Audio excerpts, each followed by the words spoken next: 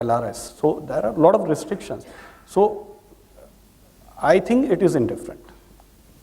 Broadly, I agree with that. There's just a couple of minor hitches in it, in the sense that if you're a very small investor, then probably all the options globally are not available to you. Like a lot of hedge fund strategies actually require a minimum, investment of say 50,000, 100,000, 200,000. So I think straight away those strategies go out when you're very small. So largely, while I agree with what Vibhor is saying, I think for a relatively smaller investor, it's really the sort of global mutual fund feeder kind of things which are there in India right now, which he can do. But as let's say your wealth is like liquid wealth is more than $1 million or 2 million, I think the first step should be to sort of do some asset allocation alternatives allocation in India, and then as that scales up to a larger size of 4-5 million and higher, then do a lot of similar alternatives or allocations across the globe. So in a stepwise manner, I think that can be achieved pretty interestingly. Right. Yeah, so I also have a couple of points. I mean, AIF is one route, mutual funds is another route, and PMS or a managed account is the third route, through which, of course, people can also invest directly in offshore funds. There's nothing which prevents that, except the limit of $75,000. But that's a temporary phenomena. It used to be $200,000. It's likely to go back to $200,000. And people do have a lot of money invested abroad already in previous years. So some of that also could be used for their asset allocation. And actually another point, I mean, a lot of obviously business owners have, genuine dollars sitting outside, sitting abroad. And while some of them do have sophisticated family offices or other investment units, many of them do not also. So we come across regularly so many people who do have genuine dollars sitting outside and are not really doing anything very actively on that, doing very plain vanilla stuff. So even for them, I think, they can obviously do the global allocations, asset allocation very easily. Right. And that is something which I guess the information sharing obviously is not there between wealth managers and those kind of investors. But, if some interesting ideas are there and it's shared, I think people will open up over time. Right, right. I mean, in fact, earlier when the 200,000 limit was there, and real estate was not banned, I think that was the most popular offshore investment, where people would invest in a house in London or Dubai or New York. And that was the largest set of investors going on. And now that is restricted, but still they could invest in some other asset classes and build it up, so that when they need the real estate house, they can go for it. Anyway, we'll move on to the next question, which is defining global allocation as alternate. Okay, so what are the points? In my opinion, some of the things which make a alternate investment is the risk return profile has to be different from your conventional asset classes. Okay, so is the risk and return profile different? That is one thing, and I've just shown some of the returns there for US, UK and Japan, and you can see that all of them behave slightly differently. Even though we believe all the global markets have become coupled, but it's not true. Especially in times of crisis, they become different. Okay, so even as simple as global equities, and then the more illiquid assets would definitely be less correlated. So even global equities are not correlated between the developed markets itself. If you take care of the emerging markets, it will be very, very different. So especially as vis-a-vis India. So that is another point I wanted to discuss. That do you think the risk return profile is different? What are the reasons?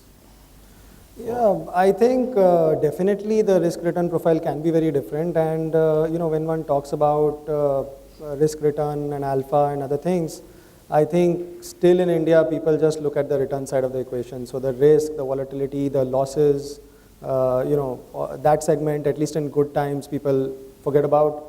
And therefore they face the brunt of it in years like 2008 and to some extent in 2011. So when you go global, again, like what I said earlier, I think phase-wise. So let's say someone who cannot invest globally, but locally now you do have these AIF strategies. What we run is something which falls under a category called managed futures. So I'll just take the example for that. Managed futures, like he was just saying, in times of crisis, 2008, 2011, people have done very poorly in India. But managed futures is the only sort of hedge fund category globally which actually performs very well in all crisis events. So whether you take 2008, you take 2001, 1998, 1987, Managed futures has always done well in those crisis events. And most of you would not know that pension funds, sitting in India, we still think that pension funds, they're long-term investors, they invest in long-only funds, in private equity funds, they have a long-term horizon. But the interesting factor is that the managed futures as a hedge fund category over the last 5 years has grown to $350 billion. And among hedge fund categories, that is the largest hedge fund category in the world. It has overtaken equity long short, despite all the popularity that equity long short has globally. And the reason is very interesting. The reason is that after 2008, most of the largest pensions in the world were not meeting their pension commitments. And it still is a very serious problem. So they went back to the drawing board and figured out why that's happening despite making good returns in a lot of strategies. And the reason was all these crisis events. So although one might think that it happens once in 10 years, it's okay.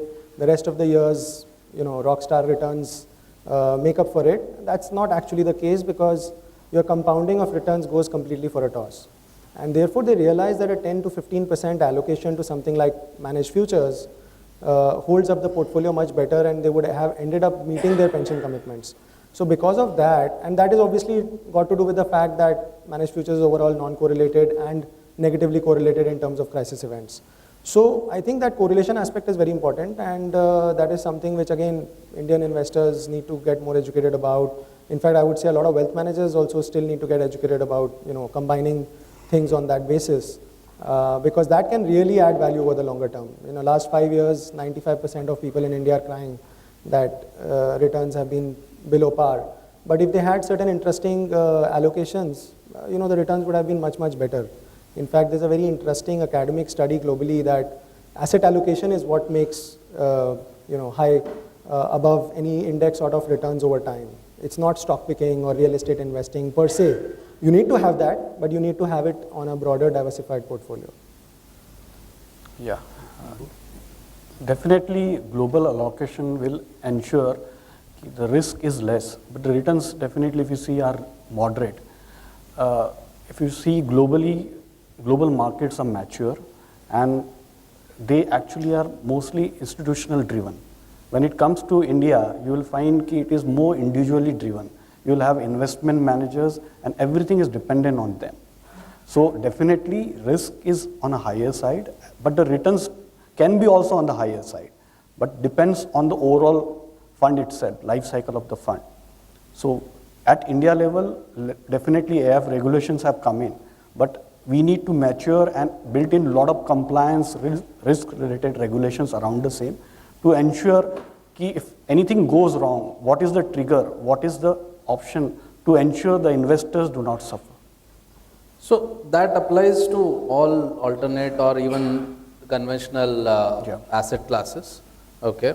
But what I was talking about is, I mean, you are exposed to Indian economy, you're earning in Indian economy, most of them except, let's leave aside exporters and people like that. Majority of the people are earning in India, spending globally today, okay? And we are in a country which is less than 4% of the global economy, okay? And are you happy investing only in that?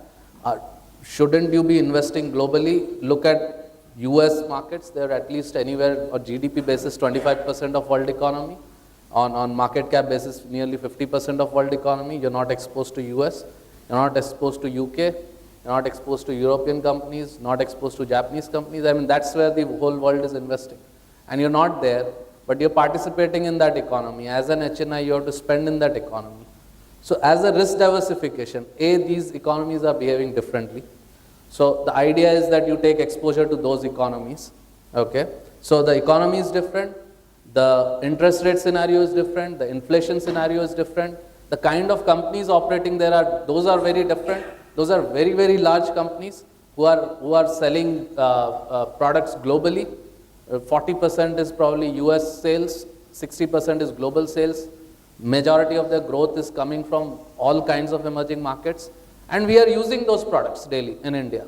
So we are buying a Procter & Gamble, we are buying Coca-Cola, we are buying McDonald's, we are buying Google, we are buying things from Microsoft, Oracle, but we are not investing with them. Okay? So it's I mean, same applies for Japanese companies and all. But the point I was trying to make is we are participating in that economy, but we are not taking the benefits out of investing with that. We are not taking the benefits out of diversifying into those. Central banks behave differently. I mean, look at US Fed. Yeah. Now everyone is worried about tapering. So what does that tapering mean? So that $85 billion being pumped in annually, monthly, is going to be reduced to 75 or maybe 65. And that will still go on, so nearly $1 trillion, or maybe now it's 700 billion in next year. And then year after that it's 600 or 500 billion. That's not small. So it's still net money coming in. On top of it, you look at Japan. Japan has just started pumping money. Of what size? Nobody's talking. $70 billion per month. Okay? And they have no plans for next 3 to 4 years of reducing, tapering, and doing anything like that. Their target is a 2% inflation in Japan. Okay, in a deflationary economy, they're worried about getting a 2% inflation. Okay, so wouldn't you want to participate and diversify to such varied kind of bankers, varied kind of economies, so it's completely going to give you a very highly diversified risk return profile. Okay, so that is the point I think I'm trying to make, and that illustration here, or let's say look at 2011. The idea is not only that they are behaving differently, each market is behaving differently, but if you actually had a portfolio of these different markets, you could actually take a call that, okay, now Japanese stocks are doing well, my portfolio is close to fair valuation. If I need liquidity, I can sell that off. And I need not sell my American portfolio because that's not doing so well, it's below par. Okay, so right now your only thing is majority is Indian equities or Indian alternates, which again have a correlation, despite of course there is a lesser correlation between Indian alternates. I think definitely that correlation concept across global markets is there. But I guess what I was trying to hint at, I use the managed futures example because I'm most familiar with it. But take any other strategy. So globally you will have market neutral, macro, convertible arb, fixed income arb, a lot of those kind of strategies, which are completely non-correlated even to equities. Right. So moving from equities to global equities is fine. I guess that's, like I said, the easiest thing right now given the structure of fund formats in India.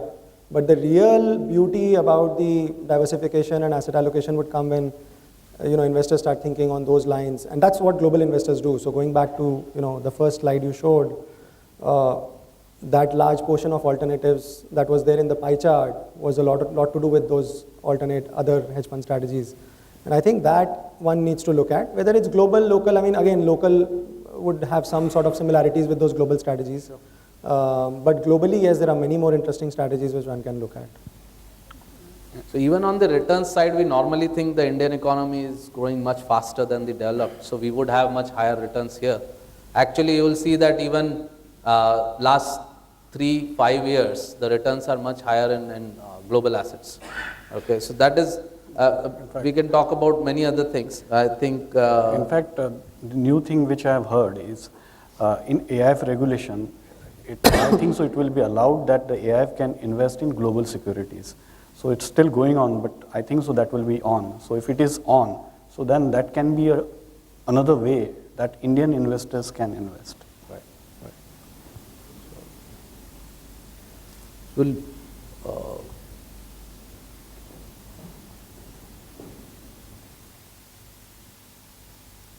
So now these are some of the kind of global assets, asset allocations you could do, and so I just wanted to throw a question to you. In your opinion, what is the sequence, right sequence? I don't know whether you can see it, no, actually. But basically I'm talking of developed markets globally, emerging markets, and within developed markets and emerging markets each, you could have hedge funds and equities. Okay, so equity based strategies. You could have sector-oriented strategies, and you could have alternatives, which would be your private equity, hedge, real estate, etc. Okay, so what sequence would you go for? What is the first global alternative you should have? See, real estate, private equity, somehow I feel, I mean, there are much more opportunities in emerging markets, similar to sort of the stage of development of India or even smaller. Much more difficult to find, much more difficult to understand those opportunities, but that's what it is. I mean, more the effort, the higher the potential return. But going to developed markets and doing real estate, private equity, I don't know, it doesn't sound very exciting. And obviously the returns are going to be much poorer. Risks might not be much lesser in any case. So from a risk reward perspective, it doesn't look that great. Yes, like we discussed earlier, the first step moving into global equities, but more than that, again, I'm stressing the same point probably, but moving into different hedge fund strategies is the way to go, because that is when you'll get real non-correlation. So for example, some of these strategies like managed futures or global macro, zero correlation, zero to negative correlation to any index that you can pick globally, any index. I mean, that's amazing. That's totally impossible to get. And then you have lower drawdowns than what you see in equity or equity-related strategies. So whereas in a year like 2008, equity markets around the world fell between 30 to 70%. Managed futures was up 15 to 20%. And these are indices. Obviously, there were many funds which did much better. Similarly for some global macro funds. So the interesting mix that those strategies can give is much better for any client's portfolio in terms of asset allocation. So from my perspective, I would say that you're doing equities, real estate, private equity here already. So real estate, private equity, I don't think one necessarily needs to do globally. Equities to a certain extent, depending on if you can find out information about some interesting countries, like certain plays. When Europe is going through crisis, after that, if you have some view and some strategy, some research on what can bounce, that's a great opportunity. Japan was a great opportunity, like he was mentioning. So selectively, some equity plays are very interesting. And then one needs to move into completely non-correlated strategies with managed futures, global macro, market neutral, some of them. Yeah, I think so. I'm still not able to figure out the things, but what I could see is, if you see, maximum of the strategies are available in India, and wherein, if you see, Indian investors are more comfortable investing in this at the domestic level.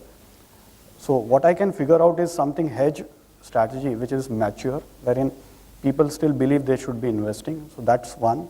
Apart from that, I think so some of the other spaces on a developed sector and other things could be interesting thing.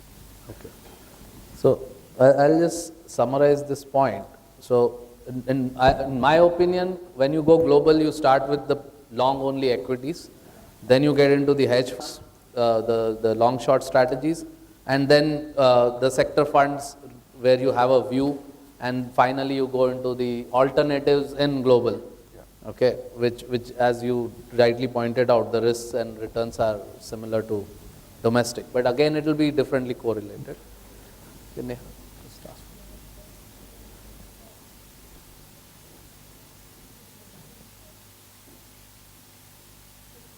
So the last question is actually related to how do you take this global exposure. As of now, we just put up some information on what is available through the mutual funds. Okay, and you can see that 30% are US or global fund. So a global fund, which is a block global fund, it invests in all the global indices in one shot. Okay, there are sector funds, so 30% of those funds are sector funds, and 40% are emerging market funds. So today either you can go and invest as emerging markets directly or sector funds, which is a very risky strategy to begin with when you're doing your asset allocation globally. So very few funds are there which are either US or global oriented funds. So what do you think? Are there any other vehicles, or should there be any other ways of investing, or are you satisfied with what is possible today? Yeah, I think so. Somewhere or other you have tried to cover all the options available. Yeah, these are all the mutual funds options. Yeah. No So alternative options. Yeah. On the alternative side, still it's not that mature wherein I should be commenting ki we should be doing this or that. So it's better ki Rishi can add actually something from the technical point of view. See, obviously we know that RBI limit criteria is there. I think all of us are not even using that. So firstly, generate some interest among the HNI segment and the family office segment to sort of start using that actively and use it for the asset allocation and other non-correlated investments that we've been talking of. Because even that, I think there are a huge segment there which would multiply into a couple of $1 billion per year. Obviously, a very small fraction of it will initially start doing it. But I think begin with those segment of people, and obviously they would probably be the most sophisticated or the most interested to try out a new allocation. So it would be easy to tap into them. And once they start talking about their good experiences, obviously it will percolate into a larger segment. Other than that, very selectively there have been some sort of alternative feeder funds here and there in the last few years, but I think the experience of investors has not been very great. So that might be some barrier, but I think that can again be crossed if a domestic manager has a strong track record and then he's running some funds. So for example, we run an Asia fund, and which is for global investors, but we are thinking that somewhere down the line we would have a sort of a feeder for Indian investors to invest via that currently $75,000 route, but was 200,000, and I guess it would go back to that at some point. So people like that who do have funds here as well as globally, I think they should be encouraged to try out those kind of feeder concepts for hedge funds also, similar to mutual funds. Right. Yeah, so I mean, lot of people will get limited by this is what is available. The Indian mutual funds is the only vehicle. No, there are separately managed accounts or PMSs. There is AIF, and there is also alternate funds set up abroad, okay, in which you can participate. There's nothing which stops you as long as the RBI limit is not reached. Yeah. Right. So I think we'll close the session. If you have any further points to close, you can close it, and then that's fine. Yeah. So the point I was trying to make is you should have global strategies, global allocation as ultra HNIs, and there are various ways of doing it, and you should start thinking about it. Okay. The regulations will have to catch up as time goes by. Thank you.